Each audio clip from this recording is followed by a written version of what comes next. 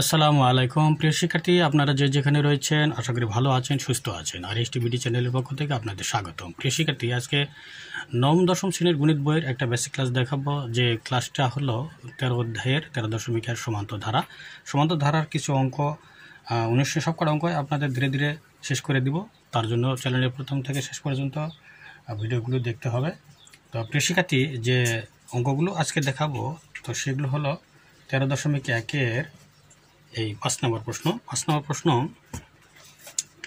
যেটা বলতেছে সেটা হলো, দেখেন যে 2 - 5 -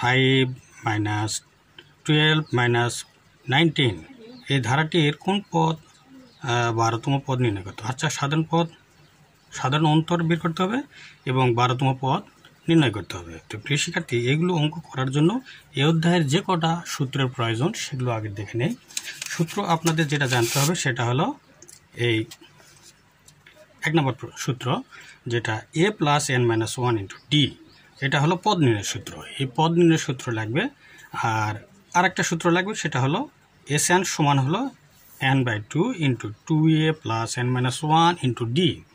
এই দুটি সূত্র যদি মনোযোগ সহকারে মুখস্থ করতে পারেন তাহলে আপনারা কিন্তু এখান থেকে আর একটা সূত্রও নেই, এই দুটা সূত্র হলে এই অধ্যায় শেষ হয়ে যাবে। তো এই অধ্যায়ের সূত্রগুলোর অক্ষর পরিচিতি আপনারা একটু দেখে নেন। যে এ হলো প্রথম পদ, ডি হলো অন্তর। তো কি করে অন্তর বের করতে হয় সেটা পরবর্তীতে জানাবো। তো এন হলো পদের সংখ্যা। তাহলে এখানে যে অক্ষরগুলো আছে সেগুলোর পরিচিতি আমি দিয়ে দিলাম। এ হলো প্রথম পদ, ডি হলো অন্তর, এন হলো পদের সংখ্যা। প্রিয় শিক্ষার্থী, আসেন এবার আমরা অঙ্কটাতে যাই। অঙ্কটা হলো প্রথম পদ আমরা দেখতে পাচ্ছি যে 2। তাহলে আমি ধরে নিলাম এ সমান হলো 2। সাধারণ অন্তর আমরা বের করে নেব। দ্বিতীয় পদ থেকে প্রথম পদটা বাদ হয়ে যাবে। দ্বিতীয় পদ থেকে প্রথম পদ যদি আমি বাদ দেই তাহলে আমরা পাবো হলো -7। তাহলে সাধারণ অন্তর আমরা ডি এর মান পেলাম হলো -7। এরপর ধারাটির সাধারণ অন্তর তাহলে কত হলো, এটা হচ্ছে যে অন্তর কত, সাধারণ অন্তর কত। সাধারণ অন্তর কিন্তু আমরা পেয়ে গেছি, সেটা ডি হলো -7।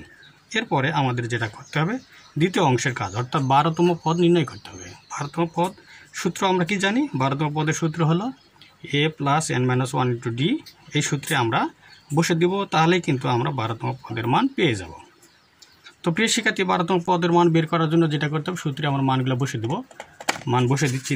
দেখেন যে এর মান কত বসাবো, এর মান 2 বসাবো, বের করে রেখেছি, সেটা হলো 2 বসে দিলাম। আর 12তম পদ যেহেতু n এর মান হলো 12, -1 আছে দিয়ে দিলাম। আর 7 ডি এর মান হলো -7। তো হিসাব করে আমরা পেলাম হলো -75। তো প্রিয় শিক্ষার্থী, এই -75 হলো এই 12তম পদের মান। তো আমরা এই 5 নম্বর অঙ্ক কিন্তু আমাদের ক্লিয়ার হয়ে গেল। কোথাও সমস্যা থাকলে কমেন্টে জানিয়ে দিবেন। তো আমরা 6 নম্বর প্রশ্ন একটু আলোচনা করব। প্রত্যেকটা প্রশ্ন ধরে ধরে আপনাদের বোঝানো হবে। বেসিক ক্লাসগুলো মনোযোগ সহকারে দেখবেন, তাহলে এই অধ্যায়ে আপনাদের আর কোনো সমস্যা থাকবে না। তো এখানে দ্বিতীয় অঙ্কে আমরা দেখতেছি যে এখানে একটা ধারা দেওয়া আছে, আর ধারাটির কোন পদ 392। ধারাটির কোন পদ 392 এটা নির্ণয় করতে বলা হয়েছে। তো আমরা প্রথম পদ হলো আমরা দিয়ে লিখবো। প্রথম পদ এখানে দেওয়া আছে 8, আমরা দিয়ে দিলাম। সাধারণ অন্তরটা বের করে নেব। 11 বিয়োগ হলো, অর্থাৎ দ্বিতীয় পদ বিয়োগ হলো প্রথম পদ, বিয়োগ করে দিলাম, 3 পেয়ে গেলাম। আর এরপরে আমাদের যেটা দেওয়া আছে ধারাটির nতম পদ 392 আমরা ধরে নিলাম। তাহলে nতম পদের সূত্র আমরা দিয়ে দিলাম a + n - 1 × d। nতম পদের সূত্র দিয়ে দিলাম।